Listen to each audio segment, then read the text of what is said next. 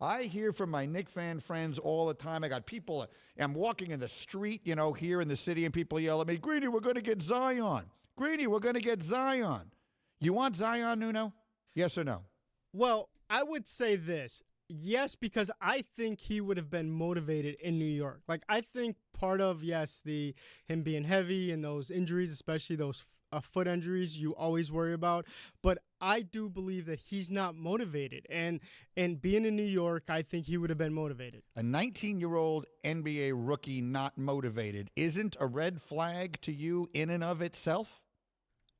Greeny, I as a Knicks fan, I look at these, have these visions of grandeur, thinking that we can change him, right? Like, that's what it is, and it probably couldn't change him, and the Knicks probably would give everything, including R.J. Barrett, for this guy, and it would probably blow up in their face, and we would be back to the same thing. Yes, I would say, going back to your initial thought of how the Knicks could change him, because that New York Knickerbocker magic has rubbed off so well on all the other great players that we've brought here in the last 25 years. That said, here's the statistic. In his first 2 seasons thus far, including playoffs, Zion has played 85 games. And I don't think there's any reason to be convinced that he is going to play anymore. Did you know that in his first 2 seasons, Greg Oden played 88 games? Greg Oden played more games than Zion. Now, Nuno, I'm a little confused. You wrote 2 seasons in here.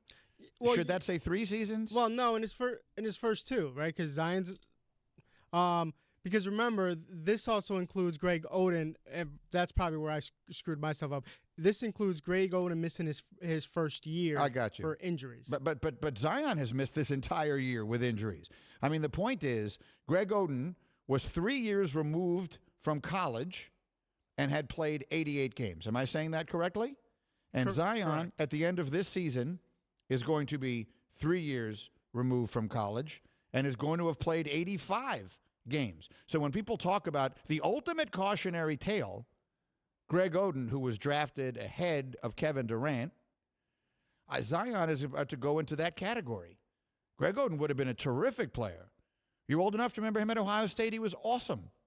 He was a dominant defensive big, had kind of a Ewing-esque quality about him as a player. Certainly as a defensive player, he would have been an outstanding NBA player.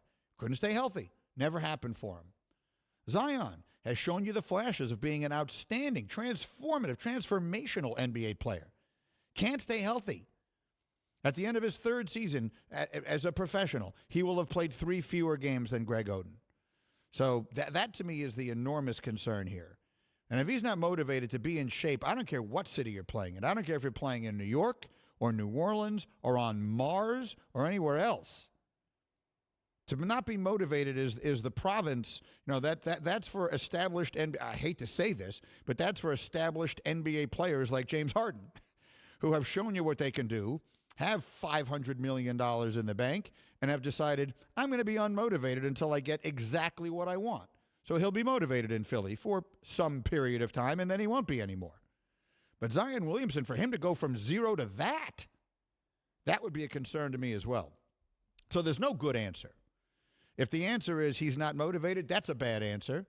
If the answer is it has nothing to do with motivation, he just can't stay healthy, that's a bad answer. The point I'm trying to make is there is no good answer. There's no good answer here that involves Zion. So that to me is a cautionary tale. All right, before I open up for some phone calls here, Nuno, I had you put together a nice little presentation from I'm Sorry What? I'm sorry, what? What? I'm sorry, what? I'm sorry, what? I'm sorry, what? And you did a terrific job. You put all of these really good sound bites on my screen here, but I only have time for 2. So give me the 2 best ones. What's the first one I should play? You pick a sport, you pick anyone you want. What do you like?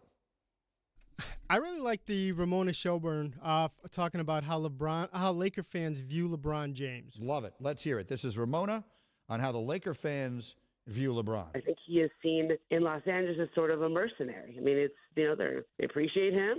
They're thankful he came. Been hosting radio in LA all week, and I myself have been shocked by some of the response from the callers, from the fans. Like, people heard his comments over the break at All-Star Weekend in Cleveland, and we're like, fine, if he doesn't want to be here, go. People in LA are used to Kareem, Magic, James Worthy, Kobe Bryant, guys who played their entire career for the Lakers. And LeBron, had a couple of nice years, but there's this sort of, this is LA, this is the Lakers. Like, if you don't see the value in it, go ahead and go.